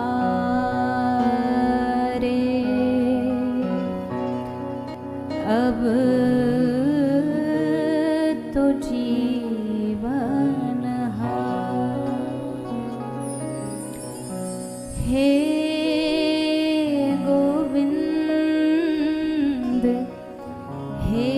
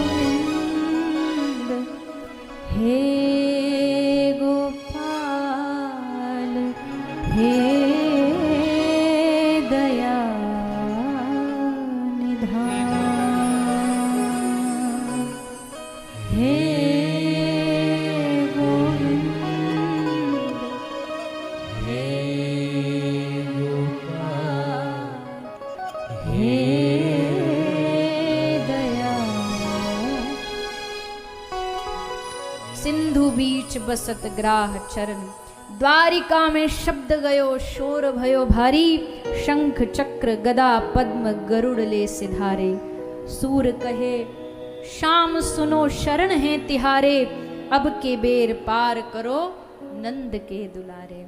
तो जैसे गजेंद्र ने भगवान को पुकारा, भगवान सब गरुड़ की गति भी भूल भाल के भगवान नंगे पांव दौड़े, नंगे पांव दौड़ करके आए, गजेंद्र ग्राह दोनों को बाहर निकाला। तो गजेंद्र ग्राह दोनों पर श्री ठाकुर जी ने कृपा की है, गजेंद्र उद्धार हुआ है। फिर आगे समुद्र मंथन हुआ। समुद्र मंथन में कई सारे रत्न निकले हैं, अमृत निकला। अमृत के कारण देवता दानवों में छीना झपटी हुई, मोहिनी अवतार हुआ। और फिर देवताओं का स्वर्ग जो दैत्यों ने लूट लिया था उसको वापस दिलाने के लिए भगवान ने वामन अवतार धारण किया। वामन भगवान प्रगटे, बलि के द्वार पर पहुंचे और बलि के द्वार पर जाके 3 पग भूमि दान में मांगी। देखो जी, हल्ला मचाने की आवश्यकता नहीं है, थोड़ा मौसम अब होना भी चाहिए। अब ठाकुर जी जन्म लेने वाले हैं तो बढ़िया है, ऐसा मौसम हो जाए तो लगे कि भादो आ गई, अष्टमी आ गई। भीग लोगे थोड़ा सा तो कौन से गल जाएंगे। अरे ठाकुर जी का जन्म हुआ है, आज तो भीगना बनता है। तो थोड़ा कोई, वैसे तो पूरा हमारे बंटी भैया ने खूब बढ़िया व्यवस्था टेंट की करी है, पर अब आप लोग आए ही इतने सारे हो कि अब बाहर सब थोड़ी बहुत व्यवस्था हो जाती है। तो थोड़ा पीछे पीछे जहाँ जगह हो, इधर जहाँ जगह हो, सब आ जाइए और एकदम शांति से सब। अभी लाल जी के उत्सव की ओर हम सब बढ़ेंगे, ठाकुर जी का प्रागट्य होगा, उसका खूब आनंद से उल्लास से दर्शन करेंगे, लाल जी का दर्शन करेंगे। अब भाव तो ये रहता है कि कथा और लंबी करें, पर कुछ ना कुछ 2 दिन से मौसम अपने खुमारी में आ जाता है तो फिर समय पे विश्राम करना पड़ता। पर आज तो ठाकुर जी का उत्सव है तो सब भाव से आनंद से उत्सव का आनंद लेंगे। वामन भगवान बलि के द्वार पर आए, एक ब्राह्मण द्वार पर आया है तो उसका सम्मान हर गृहस्थ को, हर सदगृहस्थी को बड़े सम्मान के साथ करना चाहिए। तो जैसे श्री वामन भगवान पधारे, बलि अपना यज्ञ छोड़ के आ गया। सो कहिए महाराज क्या लेंगे आप, क्या दें हम आपको दान में। देखो दान का मजा तो तब है ना जब याचक की मन की मर्जी का दिया जाए, याचक अपनी मन मर्जी का मांगे। मांगने वाले भी कई प्रकार के होते हैं ना, और आजकल के तो महाराज मांगने वाले भी बड़े एडवांस हो चुके हैं। पहले के भिखारी बेचारे बड़े सीधे होते थे, आजकल तो एक गया माता के पास, बोल मैया रोटी, तो मैया बोली बाबा अभी 1 घंटा का समय, 1 घंटे बाद आना रोटी लेने के लिए। तो बोला लो हमारा व्हाट्सएप नंबर ले लो, रोटी बन जाए तो हमको मैसेज भेज देना, हम आ जाएंगे लेने के लिए। आजकल तो भिखारी भी एडवांस है। पर याचक जिसको आवश्यकता हो, और दानी जिसका हाथ कभी भी, जिसकी जिव्या कभी भी ना कहने के लिए ना बढ़े। भगवान ने सामर्थ्य दिया है तो खूब सबकी सेवा करेंगे। तो वामन भगवान ने कहा कि बलि अगर तू देना ही चाहता है, एक काम कर, हमको 3 पग भूमि दान में दे दे, केवल 3 पग भूमि। तो बलि बोला महाराज 3 पग भूमि में क्या होगा, कुछ भी नहीं है, ढंग से आपकी कुटिया भी नहीं बन पाएगी। वामन भगवान बोले हमको कुटिया बनानी नहीं, हमको तो शांति से बस परिवाजक की तरह हम यहाँ से वहाँ जा करके बस रोटी मांग के खाने वाले ब्राह्मण हैं, देना हो तो दो, नहीं हम चले। बोले ना ना प्रभु अब आप कह रहे हो इतना तो ले लो। अब ये बात बलि के गुरु शुक्राचार्य जी के कान में पहुंच गई कि कोई ब्राह्मण आया है। शुक्राचार्य जी देखने आए कि हम भी तो देखें जी कौन सा ब्राह्मण आया है। पर जैसे ब्राह्मण को देखा, देखते ही समझ गए ये ब्राह्मण नहीं, ये तो सबसे बड़ा छलिया आया है इस बलि को छलने के लिए। बोले सावधान, इसको कुछ नहीं देना, खबरदार इसको कुछ दिया तो। बिल्कुल भी नहीं, अरे तुम जानते नहीं देवताओं ने भेजा इसको, नारायण है ये। तो बलि ने मुस्कुरा के कहा धन्य है गुरु। इसीलिए तो गुरु चाहिए होता है, गुरु का काम ही यही है नारायण दरवाजे पर भी आ जाएगा ना तो पहचान नहीं पाओगे जब तक गुरु उसका परिचय ना करा दे कि ये नारायण है। पहचान कराने का ही काम गुरु का होता है। अब गुरु जी आपने पहचान करा दी और अब आप चाहते मैं ना दूं, क्षमा करना, पर आज ये बलि आपकी इस आज्ञा को नहीं मान पाएगा, क्योंकि भगवान के रास्ते पर जो कोई बाधक बने ना, भले कोई भी हो, त्यजो पिता प्रहलाद विभीषण बंधु भरत मेहतारी बलि गुरु त्यजो कंत ब्रज बनिता। यहां पर बात ये नहीं कही जा रही कि विरोध करो, लेकिन अगर कोई सम्माननीय व्यक्ति भी अगर तुम्हें भगवान की भक्ति के लिए रोक रहा है, चाहे गुरु हो, माँ हो, पिता हो, कोई भी हो, उनकी बात को काटने में कोई पाप नहीं लगता अगर वो भगवान की भक्ति के लिए रोकते हैं तो, क्योंकि भगवान सर्वोपरि, भगवान प्रथम पूज्य है। और जो समझदार होगा, गुरु समझदार, माता पिता, वो रोकेगा ही क्यों? शुभ कार्य करने से क्यों ही रोकेगा? जो मंदमती होंगे वही बालकों को, बच्चों को भजन से रोकेंगे। आप कहोगे ऐसा कौन ऐसे माँ बाप होंगे? जी होते हैं। हमारे पास कई कथाओं में ऐसे बच्चे आते हैं, बोले हम भजन करना चाहते हैं, भक्ति करना चाहते, करने नहीं देते घर वाले। घर वाले मांस खाते, हम कहते हम नहीं खाएंगे, जबरदस्ती खिलाते हैं, खाना पड़ेगा इस घर में रहना है तो। हम कहते हम ठाकुर जी रखेंगे, ठाकुर जी नहीं रखने देते।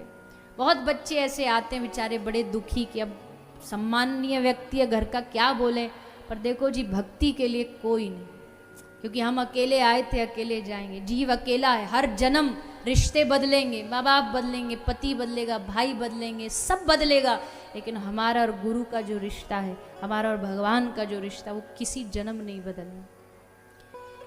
इसलिए आज बलि ने कह दिया, बोले महाराज आज आपकी बात नहीं, बोले तू लुट जाएगा, बोले लुट जाने दो, और इससे बड़ी बात क्या होगी?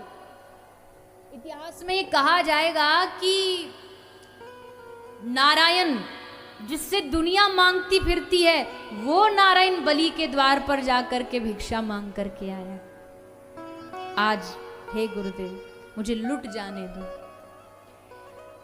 तो गुरु ने कहा ठीक है, अब जैसी तेरी मर्जी। संकल्प हुआ, संकल्प होते ही वामन भगवान वामन से विराट रूप धारण करते हैं, और विराट रूप धारण करके श्री वामन भगवान 3 पग भूमि में, 2 पग भूमि में बलि का सर्वस्व नाप लेते हैं, और 1 पग भूमि जो बची है उसमें बलि का तन नाप करके बलि की इच्छा को, बलि के भाव को प्रभु पूर्ण कर देते हैं। इस प्रकार श्री वामन भगवान और बलि का सुंदर चरित्र सुखदेव जी ने श्रवण करा। बोलिए श्री वामन भगवान की जय। तो वामन भगवान का चरित्र सुनाया गया है। आगे श्री सुखदेव जी महाराज भगवान के एक और सुंदर चरित्र की ओर हम सबको लेकर के जा रहे हैं। 9वें स्कंद में भगवान का एक और अवतार हुआ है, एक और अवतार चरित्र की कथा सुना रहे मर्यादा पुरुषोत्तम भगवान श्री रामचंद्र प्रभु। श्री रामचंद्र प्रभु वो राजीव नयन, राजीव लोचन, कमल नयन राम जी इस धरती पर हम सबको शिक्षा देने, हमारा कल्याण करने, हम पर कृपा करने के लिए पधारे हैं।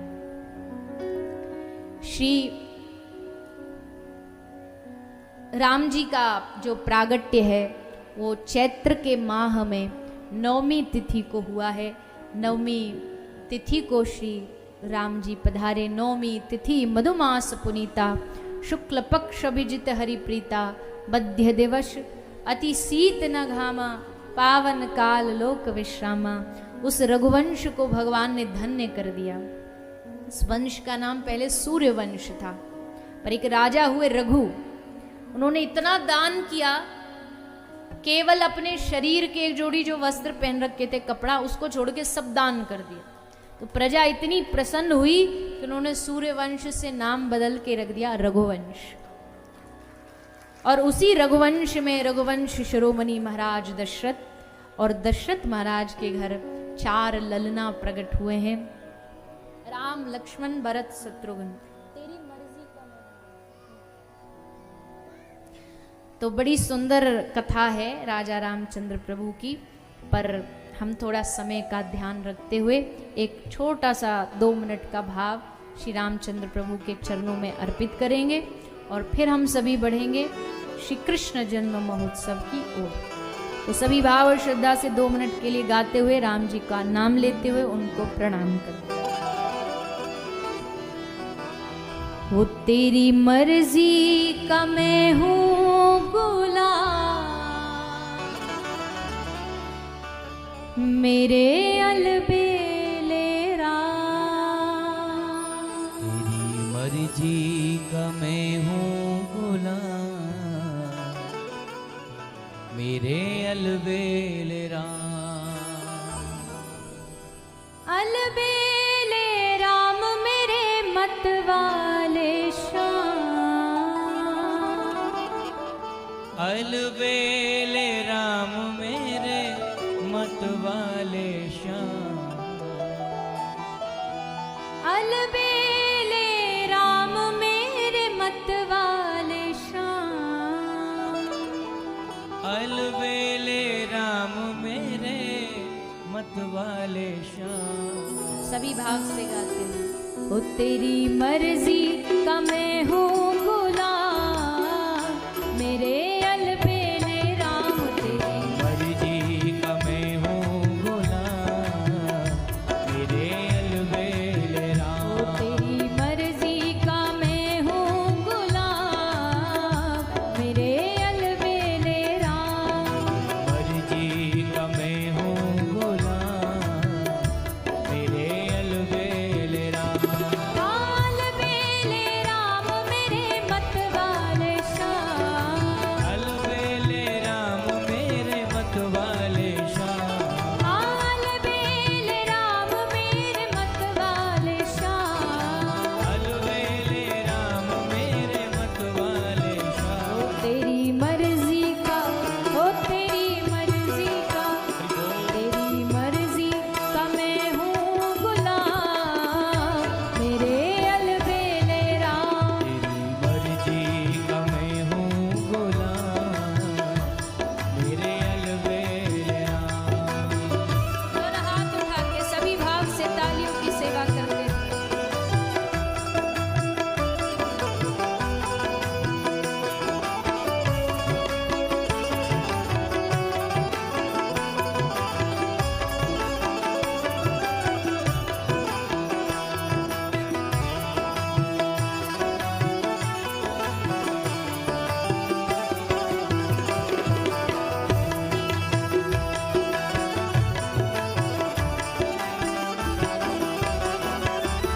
जो भी करा लो हूँ मैं तुम पर न्योछावर, जो भी करा लो मैं तुम पे न्योछावर। जो भी करा लो हूँ मैं तुम पर न्योछावर। जो भी करा लो मैं तुम पे न्योछावर। अब तो दौलत, ओ अब तो दौलत, अब तो दौलत मेरी तेरे नाम, मेरे अलबेले राम।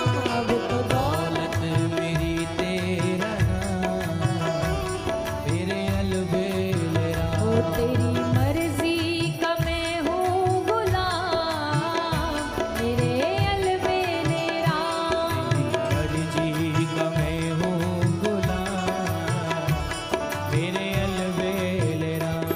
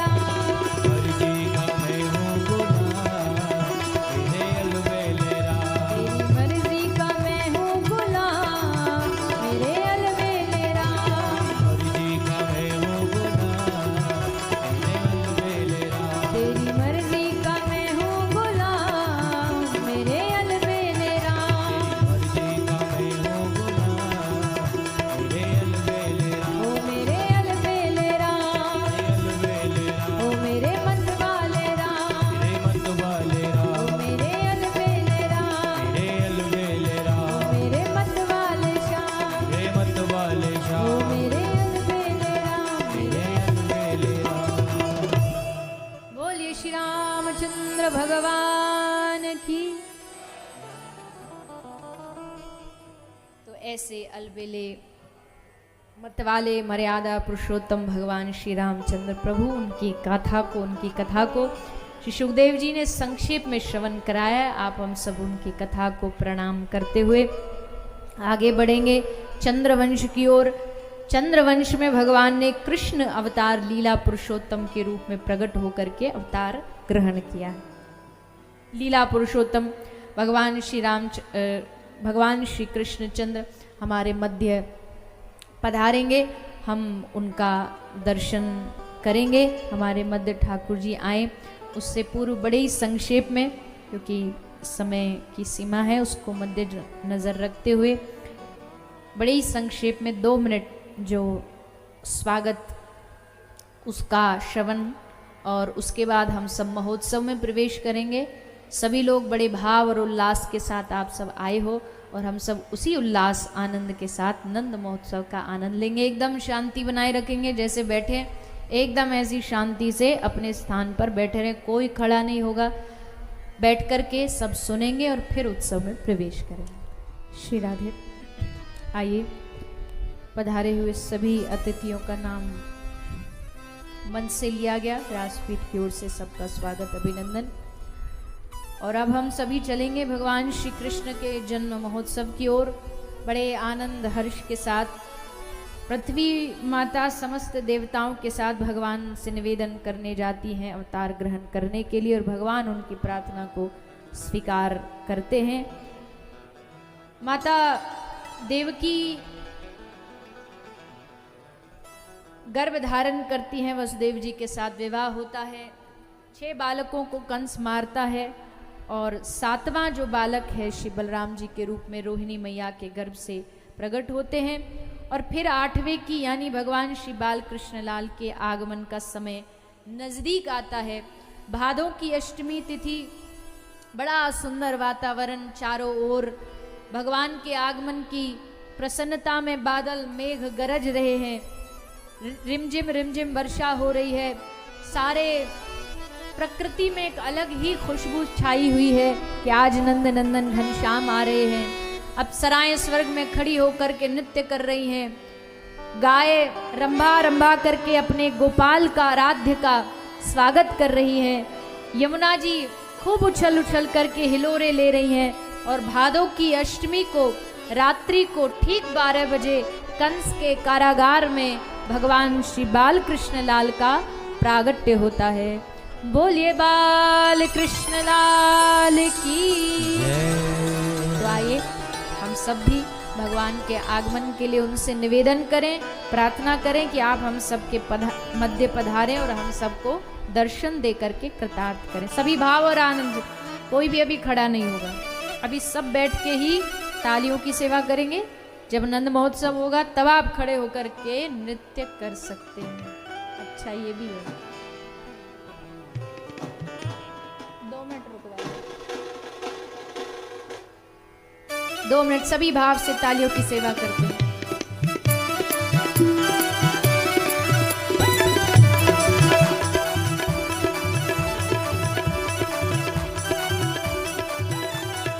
आजा कन्हैया प्यारे, आजा कन्हैया प्यारे, आजा कन्हैया प्यारे, आजा कन्हैया प्यारे, आजा कन्हैया प्यारे, आजा कन्हैया प्यारे, आजा कन्हैया प्यारे, आजा कन्हैया प्यारे।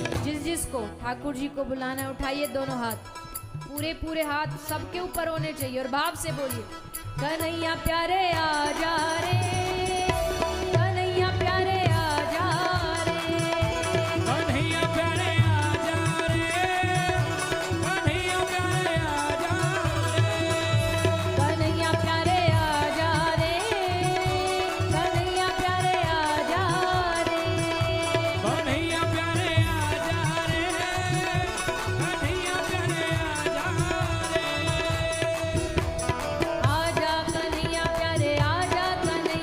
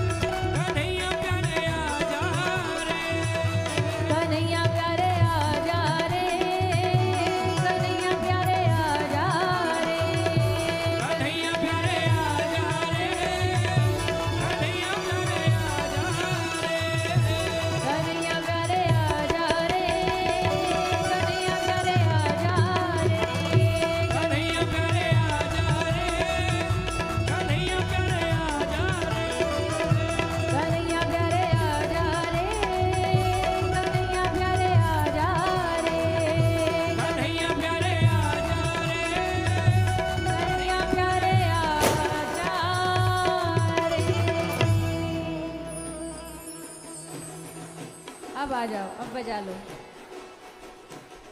सभी ताली बजाते हुए।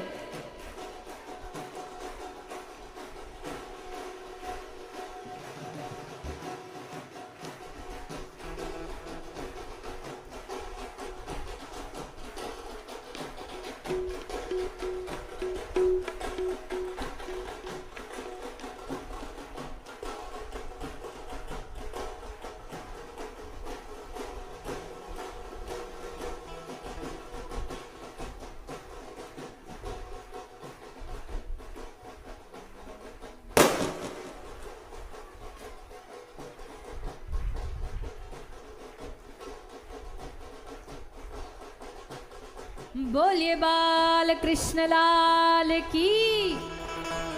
अरे इतने ढीले मत बोलो, नेक जोड़ते बोल दो, गोकुल में पधारे हो।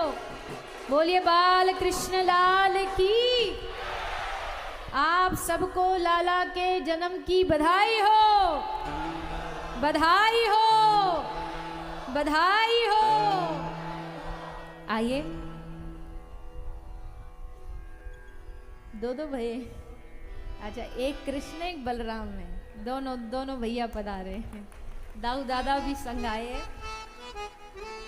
तो अब हम सब गोकुल चलेंगे, मैया से बधाई लेंगे, बाबा से बधाई लेंगे, बधाई देंगे और बड़े भाव और आनंद से गाते भये नाचते भये।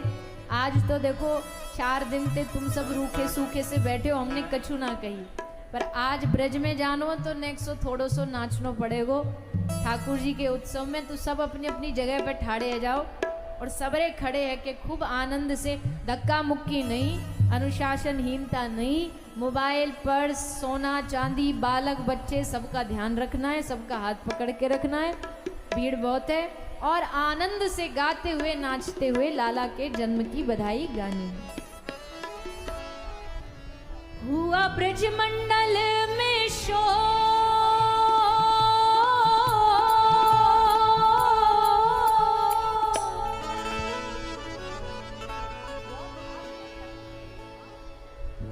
हुआ ब्रज मंडल में शोर, चलो सब नंद महल की ओर, जन्म लियो कान्हा ने, कान्हा ने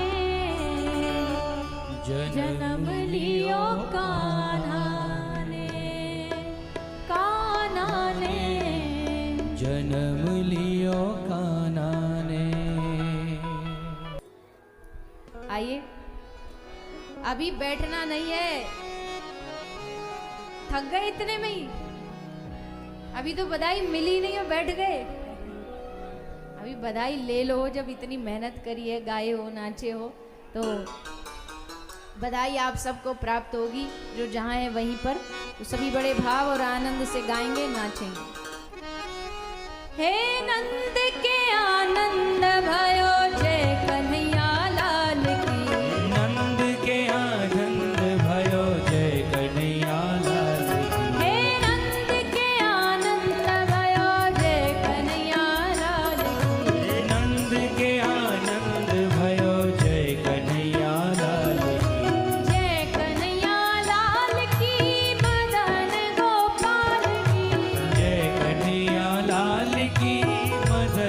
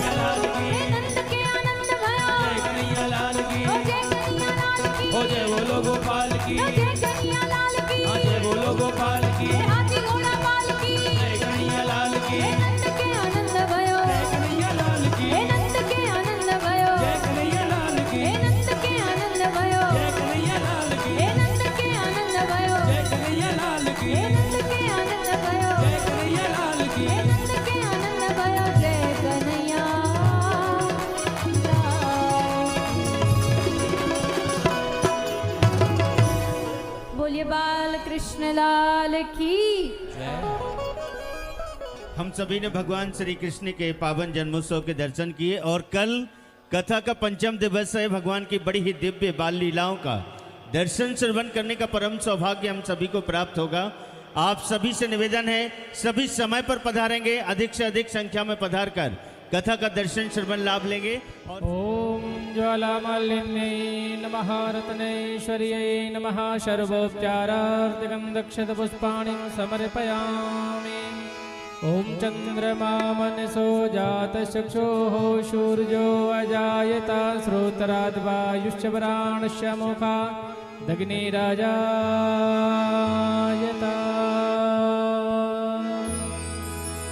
आरती बाल कृष्ण की जय।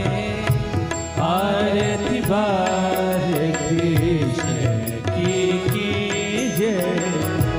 अपनो जन्म सफल कर ले जय। अपनो जन्म सफल कर लीजिए। श्री यशोदा को परम दुलारो।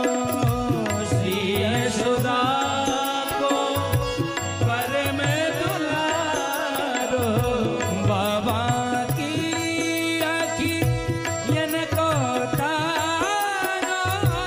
बाबा की अखियन को तारो। गोपिन के प्राणन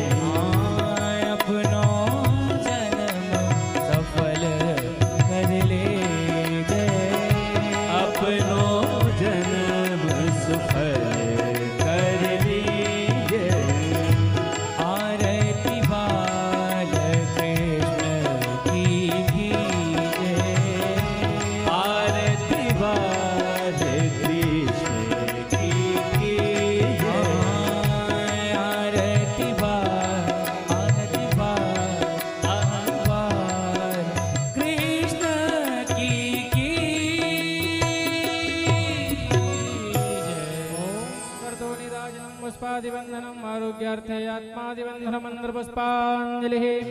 ॐ द्योः शान्तिरन्तरिक्षगुं शान्तिः पृथिवी शान्तिरापः शान्तिरोषधयः शान्तिः वनस्पतयः शान्तिर्विश्वे देवाः शान्तिर्मशान्तिः सर्वगुं शान्तिः शान्तिरेव शान्तिः सामा शान्तिरेधिः। हरिः ॐ जदनेन जदनमयजन्त देवास्तानि धर्माणि प्रथमान्याशन्नः तेहनाकं महिमानः शचन्त पूर्वे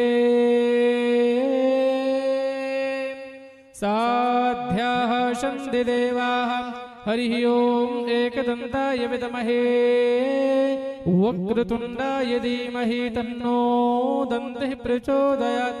हरिः ॐ गोपीः जनवल्लभाय विद्महे वासुदेवाय धीमहि तन्नो श्रीगोपालः प्रचोदयात्। शेवन्ति गावकुलचम्बकपाटलब्जे पुनः गजाति करवीररसाले पुष्पै बिल्बप्रवाल तुलसी दलमञ्जरीभे त्वां पूजयामि जगदीश्वर मे प्रसीद। नानासुगन्धपुष्पाणि यथा कालुद्भवानि च पुष्पाञ्जलिर्मया दत्ता गृहाण परमेश्वरः। मन्त्रपुष्पाञ्जलिं समर्पयामि श्रीमद्भागवत महापुराणपुरुषोत्तमाय नमः। बोलिए भागवत महापुराण की, वृंदावन में हरिलाल की, व्यास जी महाराज की, सुखदेव जी महाराज की, राधा रानी सरकार की, सतगुरुदेव भगवान की, श्री राधे गोविंद सरकार की, श्री राधे श्याम सुंदर भगवान की, गौ माता की, गौ सेवा धाम की, नंद के लाला की। जय जय श्री राधे, जय जय श्री राधे, जय जय श्री राधे श्याम। नमः पार्वते पतये हर हर महादेव शंभो।